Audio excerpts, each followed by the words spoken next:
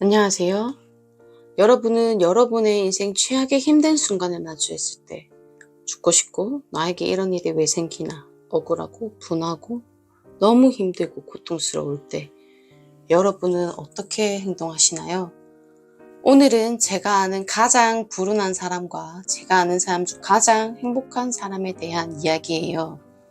우선 제가 처음 소개시켜 드릴 첫 번째 분은 과연 어떤 상황이었냐면요.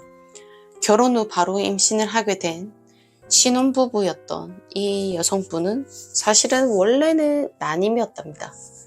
그래도 큰 힘 안 들이고 임신을 하게 돼서 기뻤고 어느 평범한 예비맘처럼 행복해하며 즐거운 신혼생활을 보냈대요. 그런데 출산하기 2달 전 이분의 몸에 이상한 걸 발견했습니다.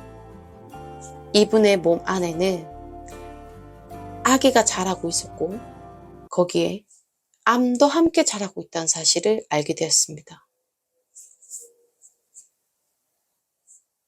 그런데 여기서 그치지 않고 몸에 암이 4군데 있다는 걸 또 알게 되었어요. 크기는 한 달 사이에 7cm로 자랐고요.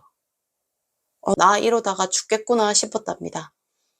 처음에 암의 크기가 3cm 정도에서 발견되었는데 불과 몇 개월 만에 암이 공격적으로 자란 거예요. 그것도 몸이 암 4군데에서나 발견되었답니다. 왼쪽 가슴 2개, 오른쪽 가슴 하나, 임파선 전이 이렇게요. 어쩔 수 없이 이분은 상황이 좀 긴급해져서 출산을 당겨서 제왕절개로 출산을 하고 바로 항암 주사를 맞았답니다. 원래 출산 후에 산모들은 몸조리를 해야 하잖아요. 100일 동안. 그러나 이분은 몸조리는커녕 항암 주사를 맞으면서 육아를 하셨대요. 그냥 육아도 힘든데 항암 주사를 하면서 육아를 했답니다. 그렇게 표준치료, 항암치료, 방사선, 수술, 호르몬 치료까지 전부 다 받으셨대요. 그런데요, 이분에게 또 한 가지 일이 생겼어요. 하루는 심장이 너무 날뛰더래요. 집에서 가만히 TV를 보면서 밥을 먹고 있는데 말이죠. 달리기 할 때 막 턱끝까지 숨이 차서 핵, 핵 거리는 것처럼 심장이 막 뛰기 시작하더니 찌릿찌릿 심장이 저리기까지 시작했대요. 우리 종아리 쥐나듯이 말이에요. 이러다 죽겠구나 싶었대요. 죽음이 코앞에 있다는 느낌.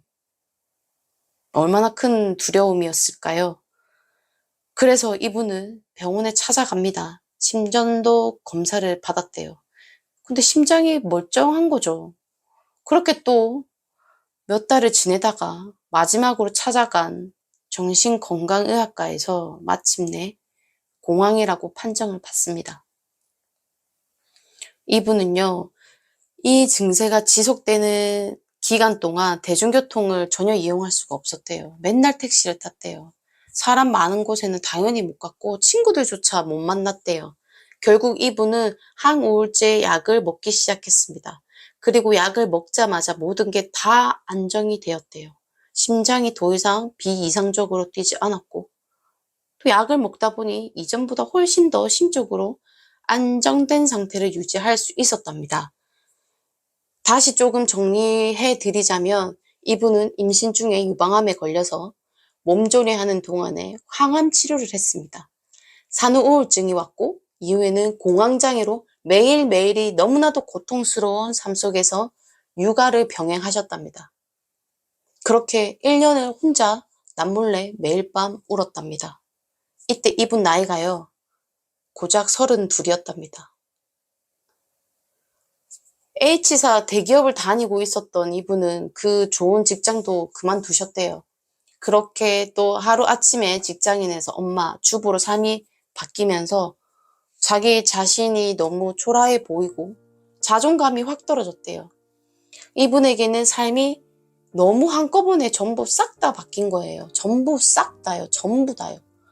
우리는 뭐든지 조금씩 바뀌면 그래도 환경에 적응은 하잖아요. 그런데 이분한테는 모든 것이 한꺼번에 다 들이닥쳤어요. 여기서 이분의 일기장에 기록된 구절을 읽어드릴게요.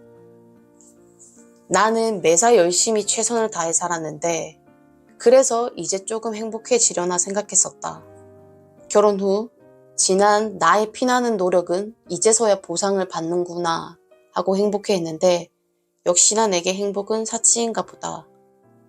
그리고 나는 믿지도 않는 모든 신들 앞에 기도를 드렸다. 저 앞으로 행복하지 않아도 되니 살아만 있게 해주세요. 이 갓 태어난 가여운 아기의 엄마로 그저 아기 옆에 오래만 있다 가게 해주세요.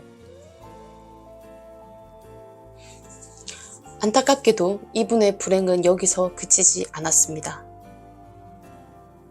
32살에 유방암, 산후우울증, 공황장애, 대인기피증으로 충분히 힘든 이 와중에 이분에게 또 다른 나쁜 일이 생겼어요.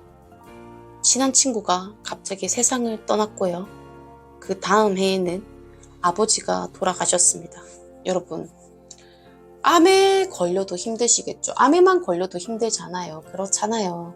아니, 산후우울증, 아니, 공황장애 하나만 있어도 우리는 얼마나 힘들까요? 벅차단 말이에요.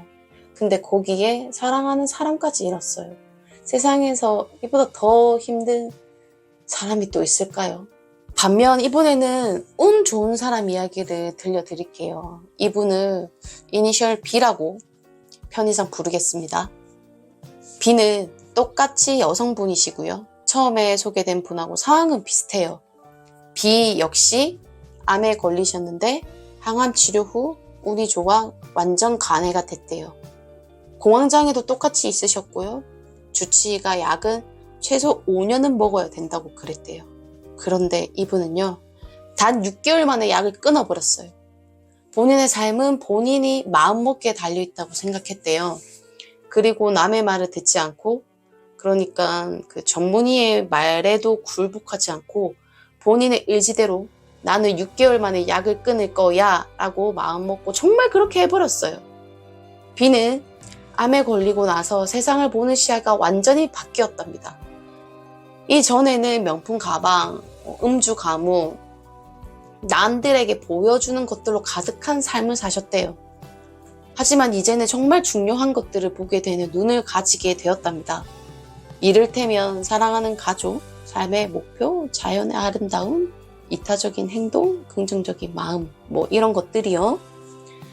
그리고 비록 암에 걸렸지만 이제라도 본인의 삶이 주인공으로 살고 있는 지금이 너무 행복하답니다.